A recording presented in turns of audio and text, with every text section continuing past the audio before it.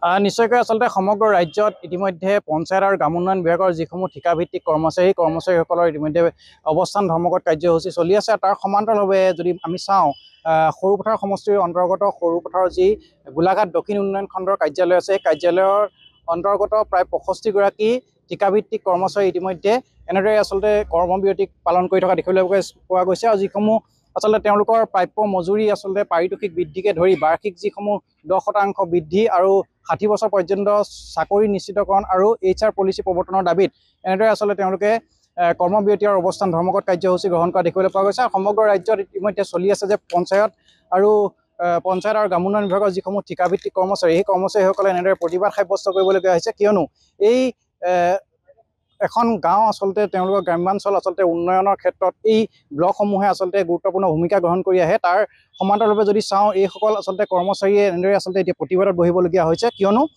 যিসমূহ আচলতে তেওঁলোকৰ ঠিকাভিত্তিক কৰ্মচাৰী আছে, কৰ্মচাৰীসমূহৰ বহুকেইটা আচলতে তেওঁলোকৰ দাবী আছে। সেই দাবীসমূহ পূৰণৰ ক্ষেত্ৰত আচলতে চৰকাৰলৈ এনেদৰে আচলতে প্ৰতিবাদ সাব্যস্ত কৰিবলগীয়া হৈছে। চৰকাৰে বহু সময়ত তেওঁলোকক হেমাহি কৰা পৰিলক্ষিত হয়।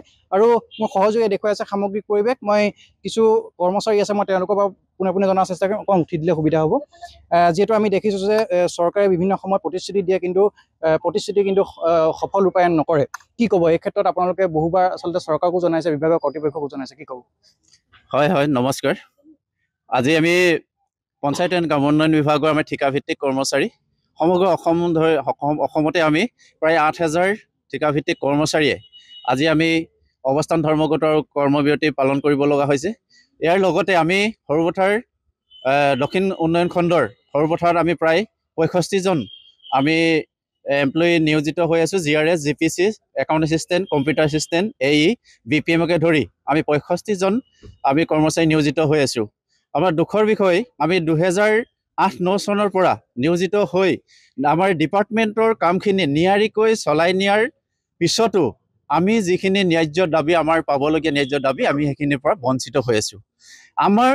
আমাক দুখৰ বিষয়ে, আজি আমাক সমাজৰ দৃষ্টিত আমি এজন এমপ্লয়ী, আমাৰ সমাজৰ দৃষ্টিত এজন আমি চৰকাৰী বিষয়া, কিন্তু আমিহে জানো আমাৰ পৰিয়ালটোক চলাই নিবৰ বাবে আমাৰ কি অৱস্থা হৈছে। আমাৰ আজি লজ্জাজনক বিষয়, আজি আপোনালোকৰ আমাৰ আগত আহি আমি এইখিনি যে চৰকাৰৰ বিৰুদ্ধে আমি কথা ক'ব লগা হৈছে, আমাৰ ক'বলৈ অনিচ্ছা স্বত্বেও আমি ক'বলৈ বাধ্য হৈছোঁ। আমাৰ এজন লাজ লাগে, আমি 10জনৰ আগত আমি এজন কৰ্মচাৰী, কিন্তু আমি পৰিয়ালটোক আমি সুচাৰুৰূপে চলাই নিব আমি ব্যৰ্থ হওঁ। আমি 2008-09 চনৰ পৰা আজি 16-17 চনৰে 17 বছৰ নিয়াৰিকৈ কাম কৰাৰ স্বত্বেও আমি এই প্ৰাপ্য দাবীৰ পৰা বঞ্চিত হৈ আছোঁ। আমাৰ সতীৰ্থ, আমি বিভাগীয় কাম নিয়োজিত কৰিবলৈ যাওঁতে আমাৰ বিভাগীয় পদ বহুতো আমাৰ সতীৰ্থই আমাৰ ইহলীলা সম্বৰণ কৰিছে। আৰু বহুতো আমাৰ এই লেটেষ্ট আমাৰ যিটো নেকি PMAY যি ছাৰ্ভে আহিছিলে, এই ছাৰ্ভে কৰি থকাৰ অৱস্থাত আমাৰ সতীৰ্থই প্ৰাণ ত্যাগ কৰিব লগা হৈছে। কিন্তু তেওঁৰ দেহাৱসান ঘটিল, কিন্তু তেওঁলোকৰ পৰিয়ালৰ শূন্য। আজি তেওঁলোকৰ পৰিয়ালটো চলিবলৈ অচলা অৱস্থাৰ সন্মুখীন হৈছে। মূল দাবী হৈছে আমাৰ চাকৰিটো 60 বছৰলৈ আমাৰ নিশ্চিতকৰণ কৰা। আমাৰ HR পলিচি, আমাৰ যিটো HR পলিচি আছে, আমাৰ সুচাৰুৰূপে আমাৰ লাগু কৰা। আৰু আমাৰ যি বেতন, আমাৰ 10% ইনক্ৰিমেণ্ট আমি 2 বছৰ আগলৈকে আমি ৰেগুলাৰকৈ পাই আছিলোঁ, কিন্তু আজি ডেটত আমি ৰেগুলাৰ মতে পোৱা নাই। আমাৰ এই 10% ইনক্ৰিমেণ্টটো বছৰি আমাৰ স্থায়ীভাৱে আমি লাগু কৰা, প্ৰযোজ্য কৰা, আমাৰ মূল দাবী এইকেইটাই। কি ক'ব? আমি এই ক্ষেত্ৰতে ক'ম, আমি আজিৰ ডেটত সঁচাকৈ আমি অসুৰক্ষিত অনুভৱ কৰিছোঁ, আমি ভাগি পৰিছোঁ। সেইকাৰণে আমি আজি অনিচ্ছাকৃতভাৱেও আমি এই কাৰ্যসূচী আমি ৰূপায়ণ কৰিবলৈ আমি ওলাই আহিব লগা হৈছে।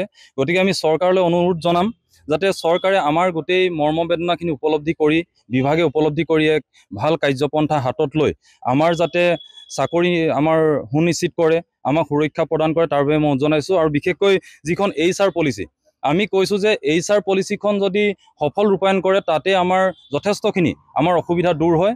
এই HR পলিচিয়ে যিটো কথা কৈছে যে ইয়াত এজন কৰ্মচাৰীৰ অধিকাৰ, বিকাশ বা সুৰক্ষা বা ন্যায়ৰ কথা কৈছে, কিন্তু কেৱল বিভাগে HR পলিচিখন তেখেতলোকৰ স্বাৰ্থত ব্যৱহাৰ কৰিছে। ইয়াত আমাৰ এডভাৰটাইজমেণ্ট, আমাৰ ৰিকুৱাৰমেণ্ট বা আমাৰ ন্যূনতম PF TA CA এনেকুৱা কিছুমান প্ৰদান কৰিছে।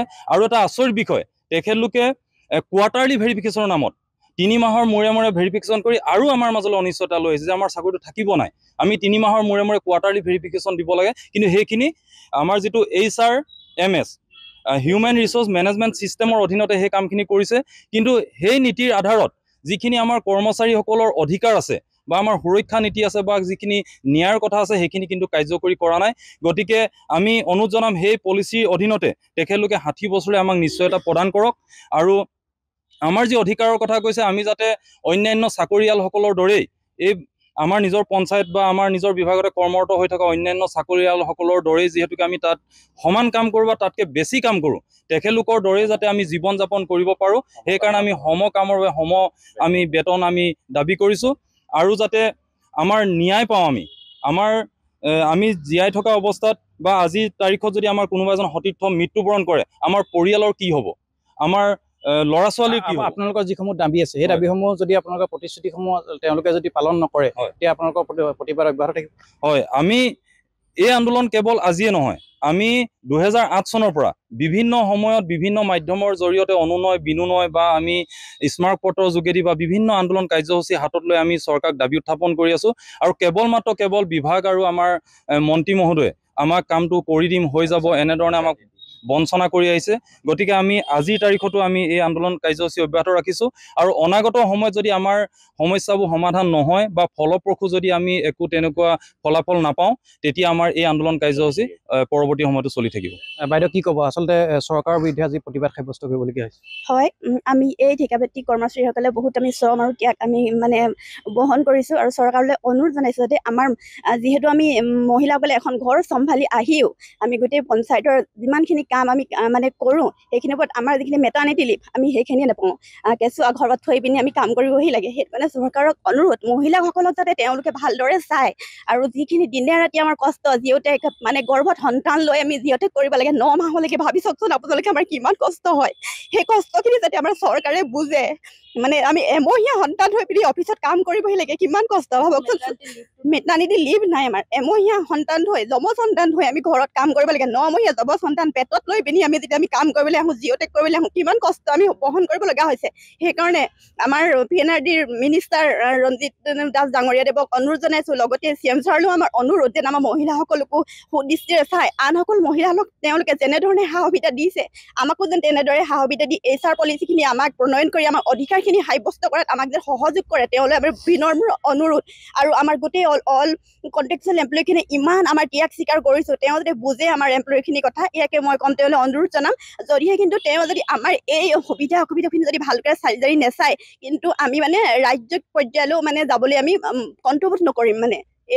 নিশ্চয়কৈ আচলতে আজি চকুলো টুকিবলগীয়া হৈছে আপোনালোকে। কি ক'ম, আমাৰ বহুত কষ্ট। আমি যিমানখিনি কৰিব লগা হৈছে নহয়, PMAY ঘৰৰ চাৰ্ভে হওক বা যিকোনো অৰুণোদয়, এফালৰ পৰা আমি বেলেগে যিমানখিনি কাম কৰে আমি সিমানেই কৰোঁ। কিন্তু তথাপিতো আমাৰ যিটো চেলাৰী, আমি একদম অসন্তুষ্ট। আমাৰ চেলাৰীৰ লগত ন্যূনতমটো আৰু 30,000 টকা এটা যোগ দিব লাগে। তেতিয়াহে আমাৰ ঘৰখন চলিব। নহ'লে আমি যিখিনি কষ্ট কৰোঁ, মাইকী মানুহখিনি জানেই, ঘৰত মহিলাখিনি কৰি মেলি আকৌ আহিব লাগে।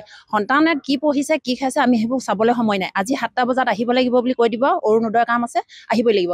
আজি আগবেলা পাছবেলা এনেকৈ দি দিয়ে, চিফ্ট দি দিয়ে, বোলে আজি 8টালৈকে থাকিব লাগিব, ৰাতি আমুকখিনি এইখিনি এনেকৈ লিষ্ট বনাই দিয়ে। তেনেকৈ ধৰণে এইখিনি আমি ভাগ হৈ কাম কৰিব লগা হয়। ছুটি নাই, একদম নন ষ্টপ কৰাই থাকে, যেতিয়া কৰে।